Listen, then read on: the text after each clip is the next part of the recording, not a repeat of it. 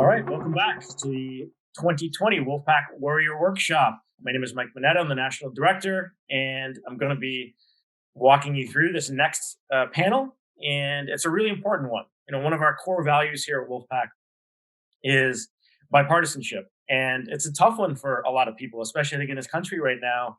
There's so much division, we believe at Wolfpack that a lot of it comes back to the influence that the big money and special interests have over our politicians in DC. And a lot of it is the amount of attack ads, right, that are out there right now. Every election cycle, it gets worse and worse, and it's driving a wedge in this country. And if we can't come together on something, we're in a world of trouble here as we move forward. So we constantly, teach our volunteers that, hey, look, there's power in this and allowing other perspectives into this movement. And I explained last night when we first started Wolfpack, we were going to try to dictate the amendment language that would come out of a convention if we ever got one. I explained in our plan last night. We stopped doing that very early on because we feel that we do need to allow all perspectives. That's the only way you're ever going to amend the United States Constitution. You've got to allow everyone to, have a voice, understand where they're coming from, and try to come to a solution that's going to be good enough to be ratified by 75% of our state government. So that's where we're coming from at Wolfpack. Some of the people on this call are working in different organizations with different sort of plans and goals, but it all fits together. We've got to be communicating with each other. And that's the main point of this panel today. So I'm going to start off with John PUDNER. He does come from a conservative background. He ran the campaign to get Dave Brat into office, if you remember that, several years ago when Eric Cantor was defeated. That was a really big deal. He was the first sitting majority leader, I believe, right, of the United States House of Representatives. And John did that with a grassroots campaign and then has since gone on to start Take Back Our Republic, which is very much involved in the getting big money and special interests out of politics and ending the corruption in DC. So, John, why don't you just start by telling us a little bit about your background and how you got involved in politics in the first place? Sure. Got involved in politics when a family friend ran for state senate, and I was 12 years old and knocked on 600 doors the next few days. And I think I've been hooked since then. So it was very grassroots. I was really glad I came through campaigns when I was in the minority party in Virginia. We were outspent dramatically, which taught you to actually do grassroots. And I recently had one of my New York donors who's very progressive. I'm sure his biggest money has gone to Black Lives Matter. Actually, he sat me down a year ago and said, "Hey, have you ever wondered why I contribute to you every year?" I said, "Yeah, I kind of have." And he said, "Well, you're a true populist." He said, "You're actually wrong 80% of the time, but I can tell at least you're motivated by trying to do what's right for people. And, you're right on the money in politics issues. And I just want some conservatives who at least are trying." So, that may sum it up. It was just a lifetime of running low budget campaigns and just glad I went through that. I'm glad I didn't come in at a time when I was some TV producer or pollster just making a lot of money. It's all about how do you get out there with no money, but with people and get them to knock on doors and go to events and go to trash pickups and whatever else you need to do to talk to people. So that's our conservative populist background, I'd say, at Take Back Our Republic. Yeah, that's a good point. And I know it's interesting to see you and someone like Cenk, right, be on a panel together or, an interview between you and Cenk and talking about different issues, because I know you don't agree on a lot of things, right? But as we've seen in person, you and Cenk have both been at our workshop in person, and I love seeing you have that conversation, about where we can agree, and this is one of those areas. Politics I know is can be divisive, like I just said, and over Thanksgiving dinner with the family. There are certain things that you just don't want to bring up. But from my experience and from experiences that I've heard from our volunteers, this is a fairly safe one. When you start talking about, hey, the need to get the big money out of politics, that is common ground, right, John? Great. Yeah. So I appreciate the work that you're doing. Can you give us just a little bit more about, why? Why do you feel that this is an important issue, that the influence that these big money special interests have in our government? Yeah, just 2014 was that, it was a great win to go out on that Dave Brat race. just the last several years, I was watching how much it really was just about money and how top down it was. And, as satisfying as I found running a race every year, or a couple races, I just didn't see that affecting the system enough. I mean, even, wild scenario, two upsets every cycle for how many years in Congress, where would you be? It's just not that big a difference. So, I was just amazed over those last several years to watch how top down the money came. I mean, I'm old enough that the state legislative races were fairly autonomous in years past. I mean, I was partisan. Lived in Virginia. We took over the legislature, moved to Georgia. We took over the legislature, moved to Alabama. We took over the legislature. So I was very partisan. But it wasn't until toward the end that it was DC money that was swamping in, and you really had to do what DC people wanted. And, until then, you really were kind of fighting it out. I do kind of joke the Democrats we beat in Alabama had actually had the lowest taxes in the country. They were Democrats, so it wasn't exact, but it was autonomous. I mean, your Alabama Democrat was even more different than a Democrat somewhere else, for better or worse. And likewise, you could have Northeastern Republicans who, their parties were more autonomous. Now, there's one U.S. senator up there trying to make sure the door doesn't close. There are no Republicans in the Northeast, but so it's just also nationalized, and that's money. It's just a huge money factor. And if you're going to have these rules where money's unlimited, that's the blowhorn that then drowns out the grassroots and it makes it harder and harder for a party to really adapt to the state and look out for state interests first, as opposed to just which national group is weighing in with money for you. So that's it. And particularly in some ways, COVID, obviously the tragedy of COVID, but just looking at politics, a lot of the grassroots that it's taken away this year, I mean, still do digital. That's actually been even kind of a bigger problem, because some of the things were starting to work against money.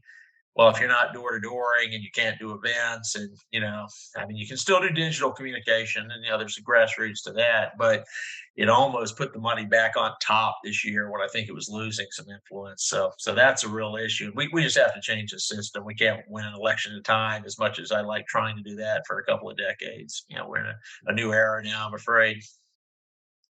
Yeah, indeed. Thanks, John. We're going to come back to you in just a minute. Rob, can you tell us a little bit about your background and how you initially got involved in politics? Sure. Yeah, I like a lot of people, I woke up the day after Election Day in 2016 and was just utterly horrified at what the country had done, and frankly, what my party as a Republican had foisted upon the country, and I had this deep sense that I needed to do something about it. I needed to get involved in some way, but I had no idea what that meant. And it was a couple months after that, I kind of lived with that feeling. It was a couple months after that. My wife listened to a podcast where a guy named Zach Exley was talking about his vision for brand new Congress, and this idea that what if we had 400 grassroots candidates all over the country who would run for Congress and run on a unified platform and a unified vision, but try to have kind of regular everyday Americans represent us in Congress. And it was this big grand vision. And my wife listened to this podcast where Zach was talking about this, and I came home from the office later that day, and she held her phone out at me and she said, "You've got to listen to this. You've got to do this." And so that night I sat down and listened to the podcast, and it was one of those crazy things where you have this day where you get up and you have a normal day and you go through your normal routine, and you go to bed that night thinking, hey, I might run for Congress. And it's just like this totally bizarre experience. So I ended up talking to a couple of friends about it. Somebody must have nominated me, because it was a couple of weeks later that my phone rang, and it was someone from Brand New Congress saying, hey, have you ever thought about running for Congress? And that began a process where I ran a grassroots long shot campaign against one of Trump's biggest supporters here in Northwest Arkansas, in a bright red district. I ran as a progressive Republican, and I always joke with people. I say, you know what it means to be a progressive Republican? it means no one likes you. That's what it means. And and Yeah, but that's great. yeah. And so I ran this long shot campaign, and as a result of that, I ended up getting more involved with Brand New Congress, and I now serve as the executive director of BNC. Yeah, thanks, Rob. That's some great insight. Can you tell us just a little bit more about like Brand New Congress and what Yeah, focus yeah. focus is there? What are you trying to do with that group? Yeah, so Brand New Congress is I mean, the name says it all. We're very literally trying to elect a brand new Congress with where we have organizers and activists, regular everyday working Americans who will represent us in Washington D.C. Um, and one of the things that all of our candidates that we endorse and support don't take any corporate PAC money. It's a huge part of what BNC is all about. We recognize the corrupting influence of big money in politics, and are trying to give grassroots candidates the support that they need to compete against the heavily moneyed establishment candidates. And so, we had one big win in 2018 with Alexandria Ocasio Cortez. I don't know if anybody's heard of her, but Good chance. yeah, I Pretty good mean, like chance. if you're gonna have one win, that's the one to have. We're now here in 2020. We've got four candidates that are basically assured of winning in November here in 39 days. AOC, Rashida Tlaib, Jamal Bowman in New York, and Cori Bush in St. Louis. Cori Bush was actually the very first candidate that Brand New Congress ever endorsed back in 2018. Kind of our original, and so excited that she's going to be going to Congress. And then we have six others that are in competitive races, both for the House and the Senate. So we're busy trying to elect a brand new Congress. Nice. Well, that's very interesting. So you ran as a progressive Republican, and you're essentially getting progressive progressives, right? Exactly. Yeah. At least in some cases, I know you're trying to elect people from both parties, but obviously AOC. So it sounds like you believe that why? I mean, how do you square that?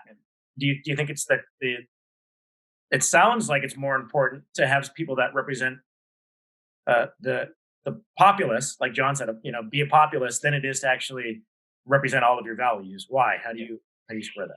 Well, we think that the party establishments of both parties are pretty corrupt, and most of what has done the corrupting has been big money in politics. And so, we don't refer to ourselves as a bipartisan organization. We use the phrase post-partisan. There's kind of the sense that you know the Democratic Party, the Republican Party, they serve their own interests, and they serve the interests of their incumbents, and not regular everyday people. And that is because of how campaigns are funded, and the loyalty that is bought by corporate donors, and that goes both in both parties. So we would love to have more progressive Republicans. Um, Frankly, so far in our two election cycles, we've endorsed one, and that was me. We don't have any Republicans this time around. Hopefully, the climate might change a bit. Once Trump is out of office, but we're trying to work in a way that challenges the party establishments in both parties, because they don't serve the people. Amen. Yeah, I mean, I'm right there with you. No, I don't trust either party in DC right now to get this done. And I was asked last night when I was doing a presentation about our plan, do you believe that if the Democrats win back, power, will they actually want to pass HR1, right? Which they were champions of this last time. And I said, yeah, I'm extremely skeptical of that. We're at Wolfpack, we're done with DC, we're going around them, we're going to the states because it's just too far gone in our opinion. And my question was, why didn't they do it when they had, the supermajority in the Senate and a majority in the House, right? They couldn't even do one single thing to address campaign finance reform, not one. And they couldn't pass the Disclose Act. So it's essentially the same people in power. And so why would I do that? Why would I put my trust again, in those same people to get it done? So no, we don't have time to wait for them. That's where we're coming from too. So We love that. Love that you guys are working on that. Super important. So I just want to remind everyone, we're going to go to Quill next, that you can ask questions. I'm going to try to take some questions from the audience here. If you're in the Excel events, again, you got to be inside the platform to do that. That's wolf-back.com/workshop. And looks like we've already got a couple here, but we're going to come back to that in just a minute. I just wanted to remind everyone you can do that. So Quillian Robinson, do you want to give us your background? You come from the organization American Conservation Coalition. So I guess before we get to that, just tell us just generally, how did you initially get interested and get active in the world of politics? Yeah, absolutely. Thank you, Mike. Well, I guess the first important thing to know about me is that I grew up in Seattle, and my parents are a couple of hippies, and they're awesome, and I love them. And I think my first political event I went to was an '08 Obama, or I guess it would be '07 Obama rally. And then, I'd always had sort of an interest in politics and, what's going on in the world. And, I didn't actually get involved in politics until 2016. And when I was, I think I was a sophomore in college at that point. And I think I would have solidly considered myself on the left of center at that point. Just growing up in that sort of milieu of Seattle, that was just the way the world was. That was the orthodoxy. And also growing up in Seattle, which is one of the most beautiful places in the world, I had a huge love for nature. I spent a lot of my childhood outside, enjoying nature. And also learning about this issue of climate change. And so that was something that was really important to me. And, neither of the candidates really spoke to me in 2016, but this opportunity sort of fell in my lap to work on to protecting the environment and fighting climate change in 2016. And what that was in Washington State, there was a ballot initiative called I-732. And that was going to be a revenue neutral carbon tax. And I learned about it from, I think, a TA of mine at the University of Washington. And essentially, it was supported by moderate Republicans, moderate Democrats, the business community, economists, activists. And I was like, wow, this is a pretty cool opportunity to actually make a real difference on an issue that I care a lot about. And going into that campaign, the Democrats, party of science, want to work on climate change. Republicans, climate deniers, right? That's just how things are. I knocked on thousands of doors, did everything that a college student does on their first campaign. And I mean, it was one of the few sort of upset, strange things that happened in 2016 in that election, but the ballot initiative lost, and it lost pretty significantly. And that was a come to Jesus, a wake up moment, the thing that really rocked my world, because it didn't lose for the reason that I thought it would. It wasn't the oil companies that came in. It wasn't the big bad Republicans coming in and shutting it down. It was actually a lot of groups on the left, some of the biggest environmental groups in the country, that came in and said, this doesn't do enough for climate justice, or this does too much for business, or, these whole host of reasons that you have here in the left environmental movement today. And also some very prominent politicians who've made their name talking about climate change in Washington State have opposed it too. And that really changed up my opinion of politics, on this issue that I cared a lot about. And so I realized that I became very skeptical of a lot of the promises that I'd heard from sort of the establishment left that likes to couch itself in progressive terms. And I read a lot. I talked to a lot of people, and I kind of had a political shift then. And I realized that, my parents are progressive and have these progressive values, but they're also business owners. And it's not through the government that they're taking care of their community. It's through providing jobs and volunteering. And I saw this kind of manifest in all sorts of different ways. I also worked at a homeless shelter in college, and I saw how there were a lot of perverse incentives, and a lot of the people who were giving lip service to taking care of our most needy weren't actually doing that. And so I had a really fundamental political shift. I still, would not say I'm not a standard bearer of the GOP, but I'm a conservative through and through. I believe in capitalism wholeheartedly. I think that federalism and localized approaches are the way that we should address issues.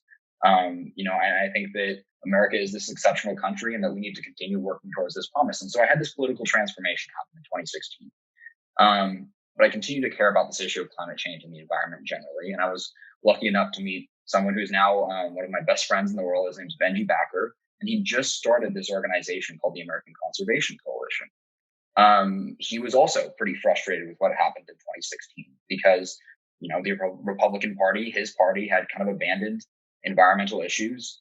and wanted to address that. And so ACC was founded with the idea of giving young conservatives, young folks on the right of center, a voice on the environment, but also fundamentally changing on the narrative on environmental issues because of exactly what I saw firsthand in 2016. The people who screamed the loudest about climate change didn't show up when the rubber met the road. In fact, they opposed it and opposed progress. And so since then, in 3 years, this movement has grown. And we're now on over 200 campuses across the country. We have 10 full-time staff. I'm based here in DC and do all of our government affairs work. And, it hasn't reached all the way to the top yet, quite yet. But if you've been paying attention, there has been a major shift in the Republican Party on this issue of climate change. In fact, we created a climate platform that's now supported by the top-ranking Republican and many of the top-ranking Republicans in the House of Representatives. And that's through grassroots work. And that's kind of the story of ACC and how I got involved in politics. And I wrote my thesis on why populism is bad. So I probably disagree with you guys on some things, but I see firsthand how, and this is probably, counter to what a lot of people think on the issue of climate change, but I saw firsthand how sort of the green industrial complex was actually hurting our interests in terms of addressing this issue of climate change. And so I definitely recognize and appreciate and think we do need some fundamental change, because I have a lot of friends here in DC right now whose first job is typing up those nasty emails to send out to raise money for campaigns. And it's really unfortunate, just setting partisan politics aside, because it's happening across the spectrum. So I also want to say I'm wearing my Teddy Roosevelt shirt today, who was a great conservation president and a great corruption fighter. So looking forward to this conversation. Glad to be here. Nice. Yeah, that's perfect. Yeah, he sure was. I would take that kind of Republican any day. And I think that speaks to personally the big money in politics and the division that these ads are causing, right? These political ads, because it's weird that someone who has conservative values isn't supposed to support the environment, right? This is where we live, right? This is the air that we breathe. That is completely created from this division and these ads that are being put out there. Like, someone who has progressive values can't be for fiscal responsibility, right? I mean, that's crazy. These things don't even make sense. These narratives that they put out there and try to put everybody in these certain boxes, right? So I think it's great what you're doing there. And I'm going to go to take some polls in a minute, but first I just want to give people a chance to comment on anything that each other has said so far.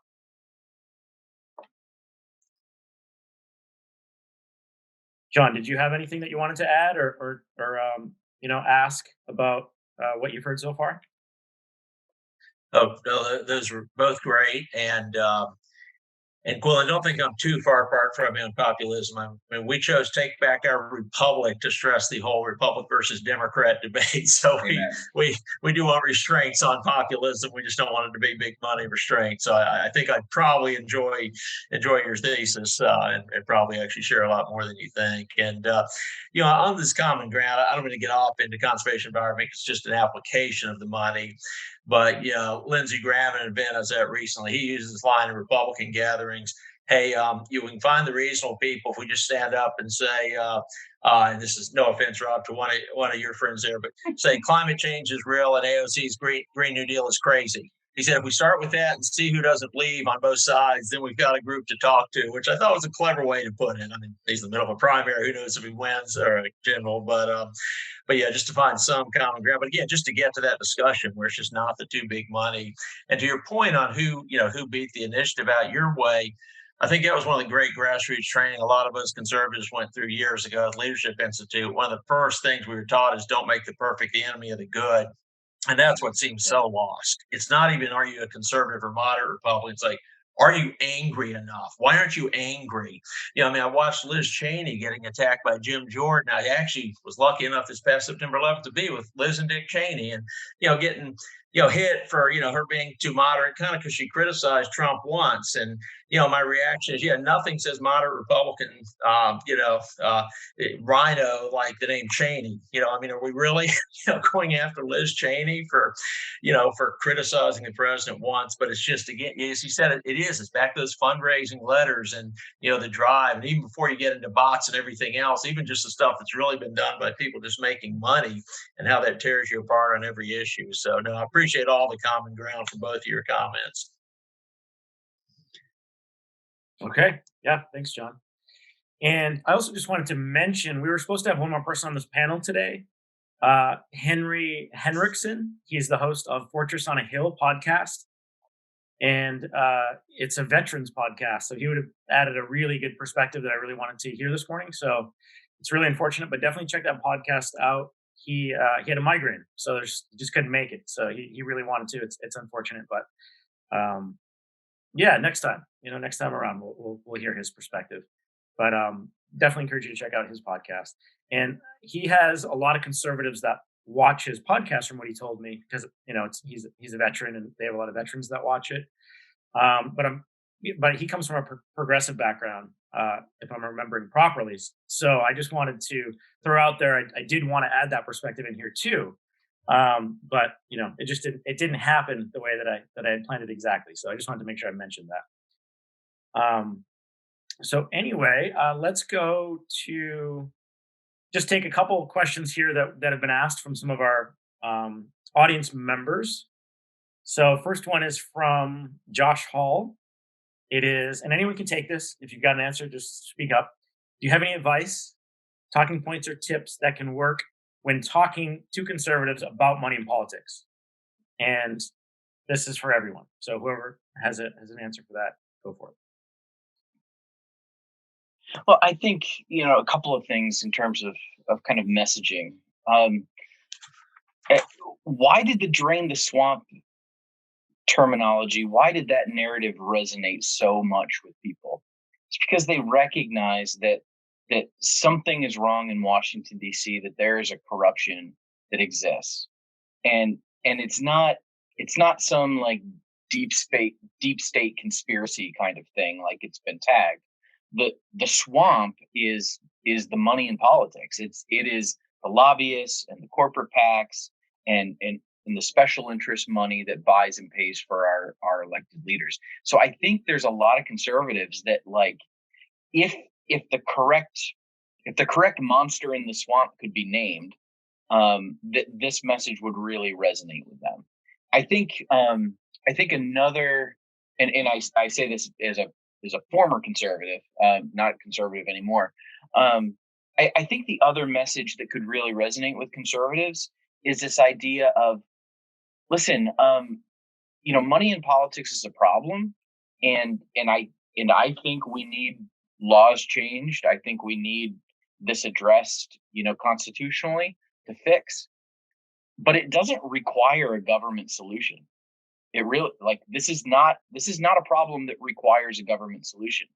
If we, the people, decided that we will not vote for anyone who takes corporate PAC money, those people can't get elected. This is something that we, the people, have the power to fix if we simply make it a commitment that we will support people who don't take corporate PAC money. If that becomes a key part of our voting criteria, it's going to absolutely reshape the electorate. And so it's something that conservatives could rally around that doesn't require a government solution. And I think it's something that they innately know, that there's like this corruption in DC that is the swamp. Yeah, I guess I'd just add to, I think both of those are really great points. I think that right now there's a greater appetite for that sort of rhetoric than there ever has been before in the Republican, or in my lifetime when it comes to the Republican Party, right? Like we very much shifted in the populist direction. So I think, I'm watching this happen right now, sort of on fiscal issues, right? Like there's a lot more of an appetite for spending money on programs and that sort of thing. So I think, the corruption aspect is, there's a big appetite for that because of the rise of populism within the party. And so I think that a lot of people are ready to hear that. It's just, I mean, it's funny though, because it's just like, it's the Koch brothers or the evil ones or the Tom Steyer. It's just the same thing, right? Or, and I think you have to use those different. You have to point to who the baddies are for each team. But there's definitely that fear of Soros and Tom Steyer and all those folks, and that's something that animates a lot of conservatives.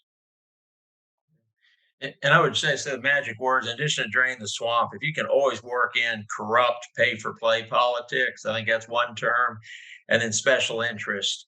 Those are just key words, because that appeals to anyone. I can what you don't necessarily like corporate. Most grassroots conservatives don't like corporate, but if you say corporate, some are going to hear business and think, okay, this is pro-business, anti-business. Special interest, people can hang their ornaments on that Christmas tree. They either don't like, that could be a bunch of protesters they think are out of hand that are paid to do something. I mean, anywhere from that to corporate execs to people make money off the system. And the pay for play, because I'm more in a social conservative camp traditionally.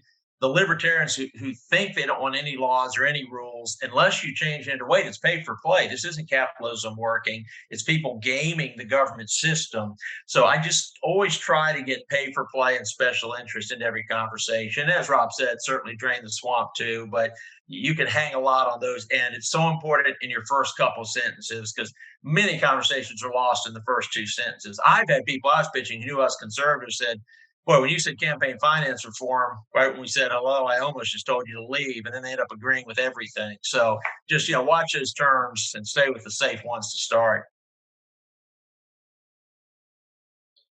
Okay, thank you. Yeah, those are all great answers. Appreciate that insight. We've got one more from the audience here I'm going to take.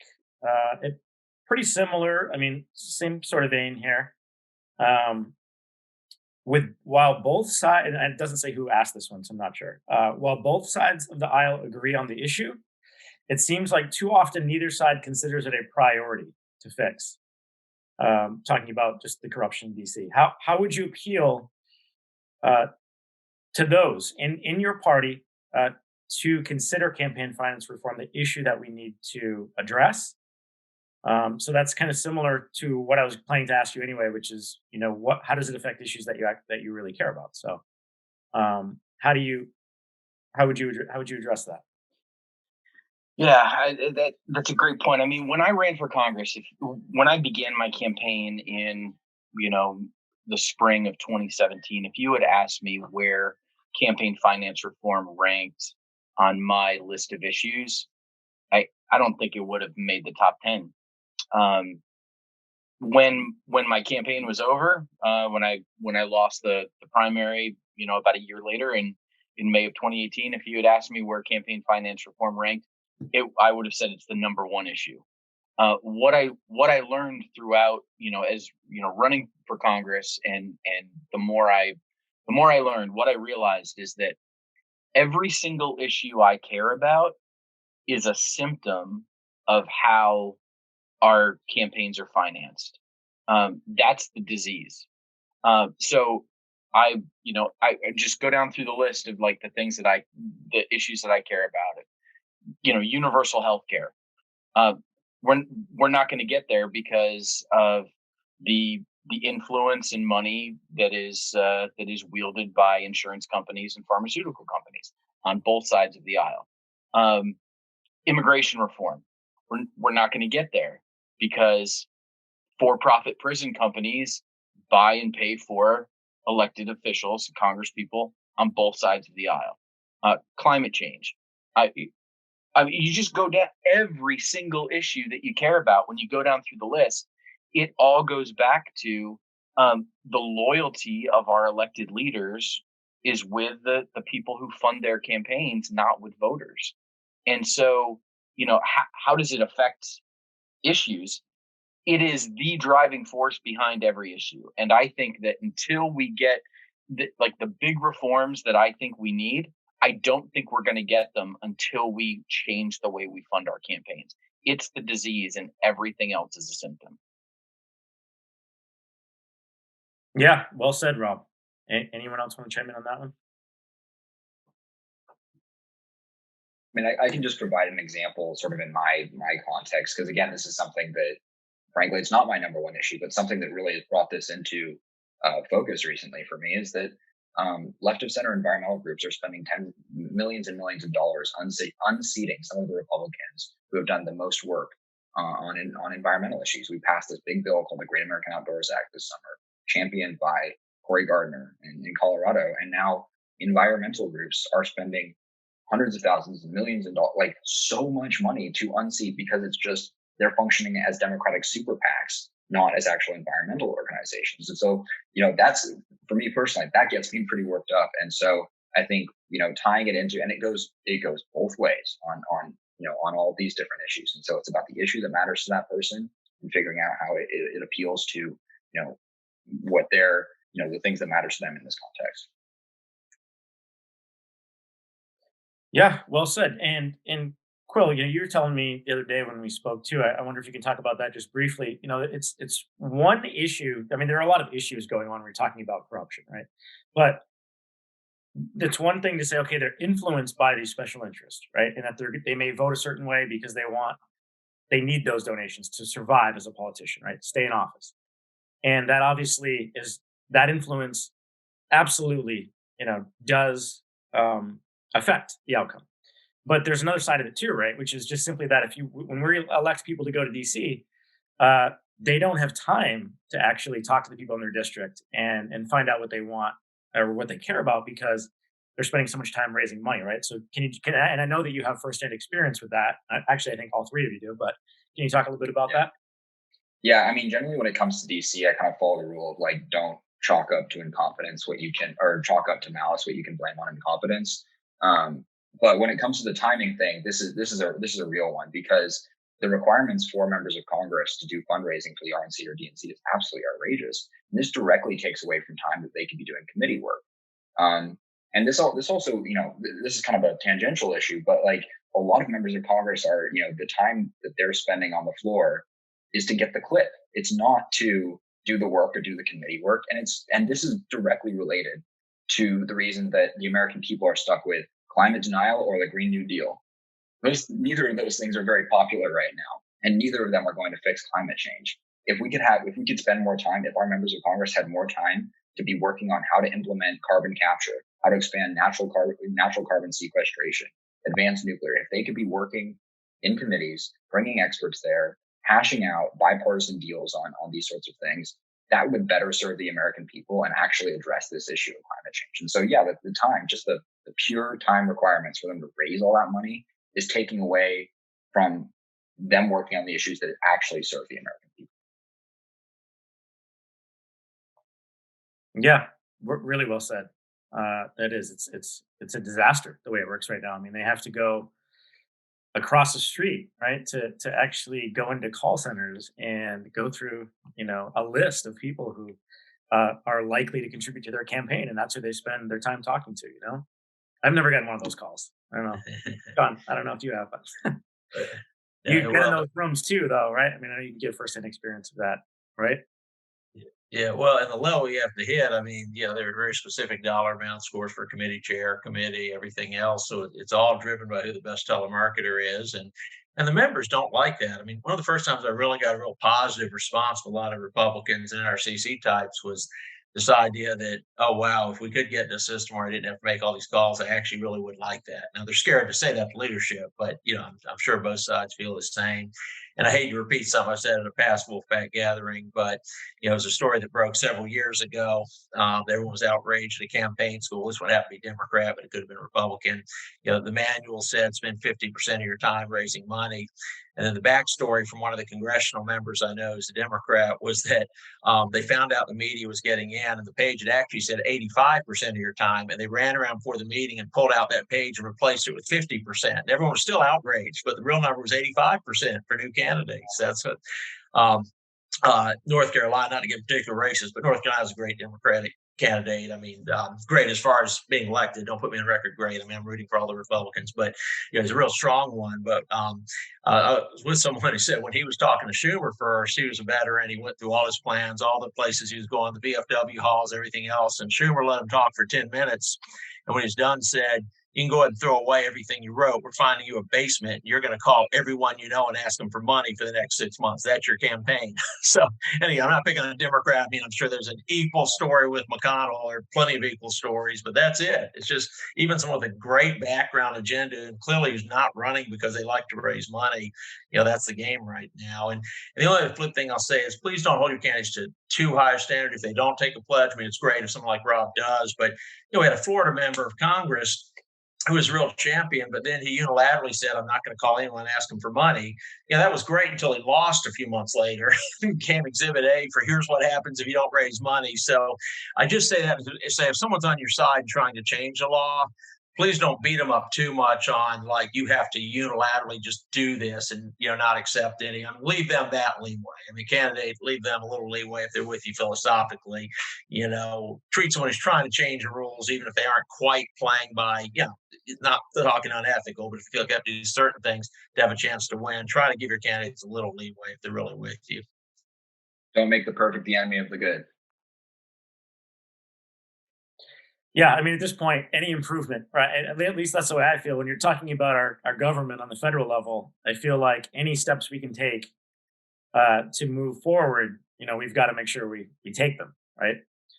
So let's see. One more question from the audience here. David Leibowitz, he's asking, do you believe that uniting under campaign finance reform can lead to reducing political polarization? And if so, how?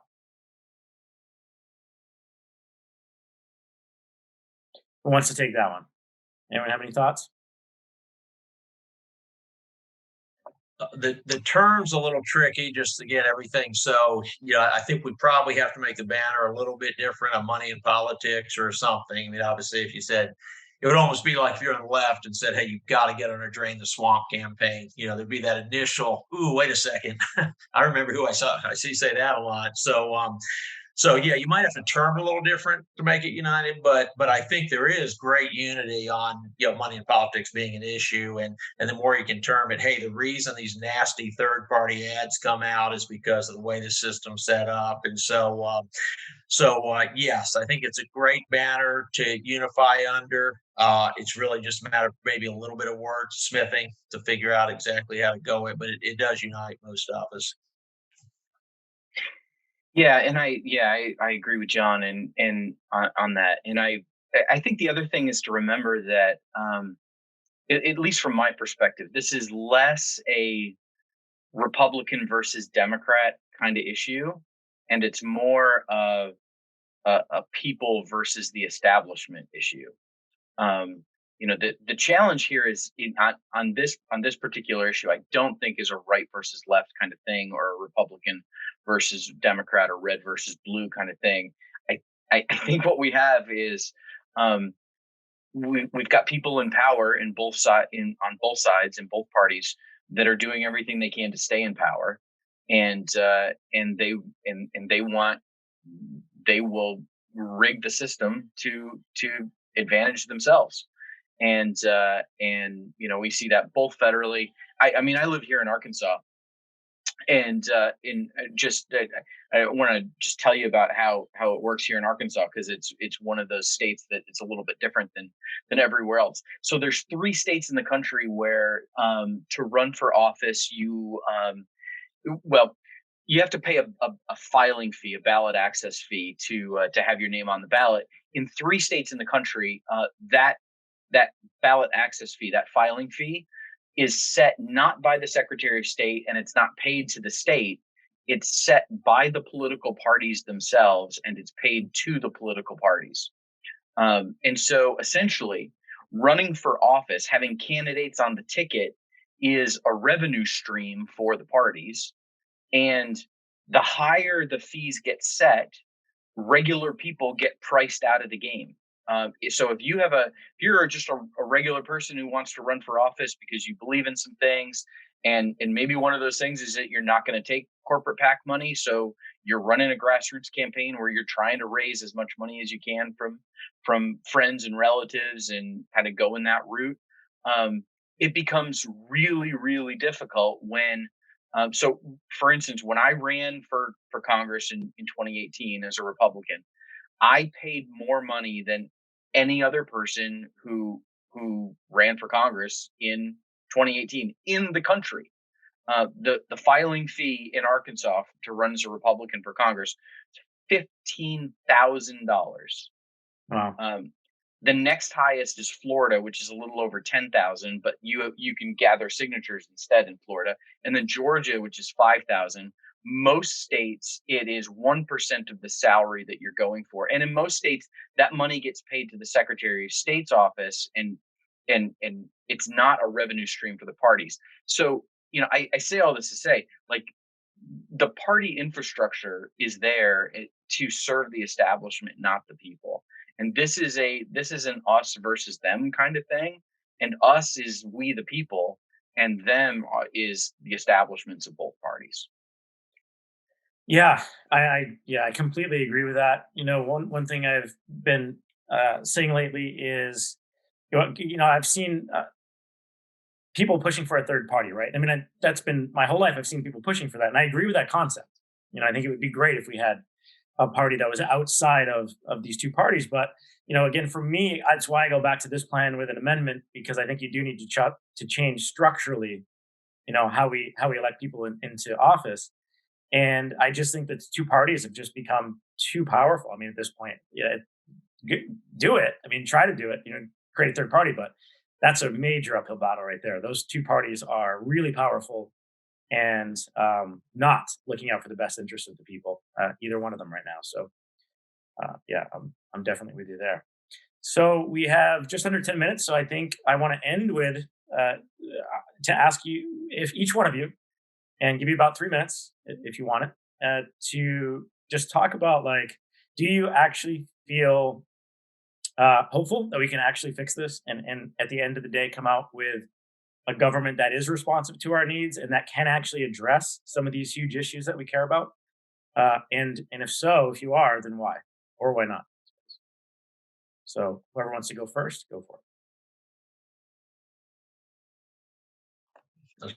Don, taking it? Sure. Okay. Thank you. Yeah, I think there are incremental victories that can be won. So I'm not going to focus on them in these couple of minutes, though. But just say there are. Don't wait around for the overall solution. But I think to have an overall big solution, you're going to have one of two things. You're either going to have an Article 5 convention, or you're going to have the threat of an Article 5 convention get people to make changes to avoid an Article 5 convention. So, and that's a win too.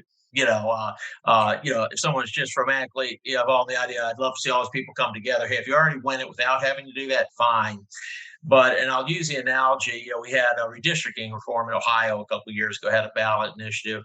There were a lot of petitions gathered to put on a harder hitting nonpartisan commission. The petition gathering was going so well that the leadership of the Republican Party and the Democratic Party managed to come together, and we forged a compromise, which really changed redistricting, made improvements. Didn't set up a full nonpartisan commission, but it was a big improvement. That was the threat of having to go to the ballot and see if they could win a pure nonpartisan vote. And it drove what I think was real significant change. A couple of my Democrat friends in Cleveland don't think it was big enough change, but it was a big change. It gave up some power from the majority party. It put some rules on redistricting. It was a real victory. Now in Michigan, right after that, we went in. They weren't interested in, were taking us to court and everything else. Well, in Michigan, we won pure nonpartisan redistricting commission. So, there were two paths, and I don't use that as the analogy to Article 5. It would be like if Ohio said, we can't have Article 5 here are a bunch of changes in money and politics, and you get there that way. Or Michigan, where they fight you to the end and you have the convention. So if you use that analogy, keep this fight up. If it's accomplished other ways because of your threat, great, but it's going to have to be this kind of populist organized with a very specific goal, which is we're going to make you all come in and we're going to rewrite the rules if you can't do this. All right. Well said. Thanks, John. Yeah, I think any pressure anywhere and from anywhere is great. And whether it's an amendment or legislation or ballot referendums, it's all progress. So appreciate that. Okay, cool. Go for it. Yeah, I mean, I can't speak to the process as much on this, but obviously, I mean, I'm a conservative trying to turn the Republican Party back into the party of the environment. So maybe I'm an optimist by default. And I have a lot of hope on the issue that I care about. I would also say the populist wins over the last several years have been pretty significant. Some of them scare me, some of them excite me. And this is something I particularly hear among my generation, is this feeling of powerlessness. And obviously this is a specific issue where there's we need a much bigger voice for the people when it comes to this, campaign finance and reforming that process. But I see again and again the power that people do have in terms of changing the government. And, on the left, the most prominent voice on climate change is a bartender from Brooklyn, right? Like an up and coming candidate, a young person, someone who has absolutely redirected the priorities of the Democratic Party on the issue of climate change. And so I think that, when it comes to tackling any one of these issues, absolutely, we should be sober about the challenge, but also appreciate the fact that we live in this incredible country that is democratic and that there has been sea change on all sorts of different issues. And that we can reform the system if that's what we really want to do. And I think that is very much possible. And I think that particularly, just coming from the perspective as a person who's new into politics and spends a lot of time talking to college students, I think it is absolutely important to communicate the gravity of this problem and how serious it is and how screwed up things are. But it's even more important to say that we can change it. And that's something that I've seen on climate change is don't tell young people this is impossible and we're all screwed. Please, please, please say this is a big problem, but we can change it because we live in the greatest nation on earth, the oldest democracy, a place where the voices of the people do matter. And so I think that there absolutely is a lot of hope on this issue. And I'm really excited to have talked to you guys today. And this is inspiring. And I think that we will be able to make the change on this important issue. Very well said. Thanks, man. Appreciate that. Well, Rob. Yeah, I've got a friend who calls me the patron saint of lost causes, and so I think I too am I'm a hopeless optimist when it comes to this stuff. But I don't think I actually don't think the optimism is hopeless in this case. Listen, brand new Congress this year endorsed more than 40 candidates running for the House of Representatives and the U.S. Senate all over the country, all of whom were completely funded by regular working Americans, grassroots.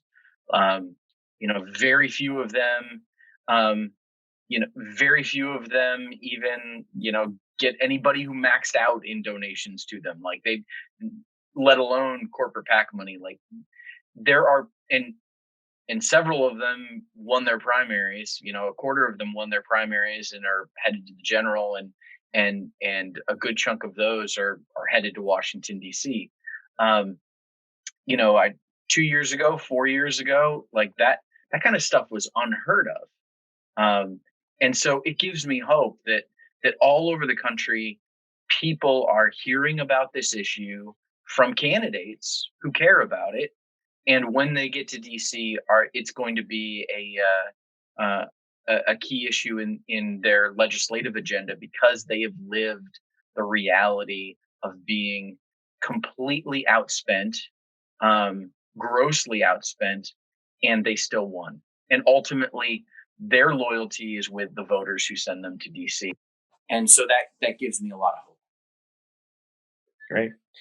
Well said as well. Well, I appreciate it, guys. This has been a really excellent panel.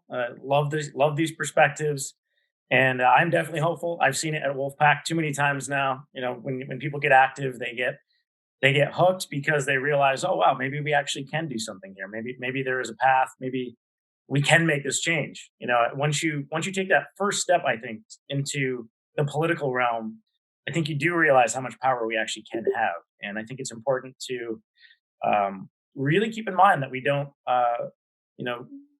divide ourselves too much, and allow other perspectives into this movement, especially when we're talking about fixing the way that our government operates, because it does need to operate for all of us.